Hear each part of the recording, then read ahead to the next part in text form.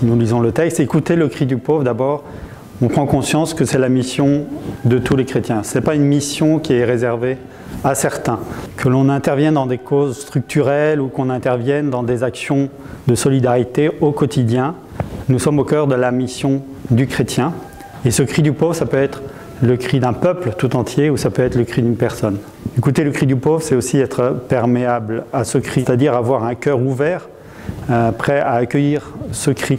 C'est désirer, chercher à avoir à cœur le bien des autres. C'est aussi reconnaître que, à travers nos frères, eh bien, c'est Dieu qui est présent. Et c'est finalement dans cette action d'écouter ce cri du pauvre, d'une certaine manière, aimer Dieu qui règne dans le monde. D'où la joie, d'ailleurs, que nous pouvons en tirer. Écouter le cri du pauvre, c'est aussi être instrument de Dieu. Se rendre compte que c'est uni à Dieu que nous allons pouvoir accueillir ce cri. Et bien sûr, c'est prendre conscience, comme nous sommes instruments de Dieu, que si nous faisons la sourde oreille, nous nous mettons en dehors de la volonté de Dieu et cela affecte quelque part notre relation à Dieu.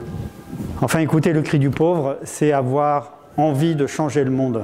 À cause d'une foi qui est ni confortable ni individualiste, eh bien, va nous faire bouger, va nous donner envie de changer le monde, va nous donner envie de rendre aux pauvres ce qui lui revient, va nous donner envie de défendre le fait qu'il faut donner la priorité à la vie de tous plutôt que la priorité à la propriété de certains.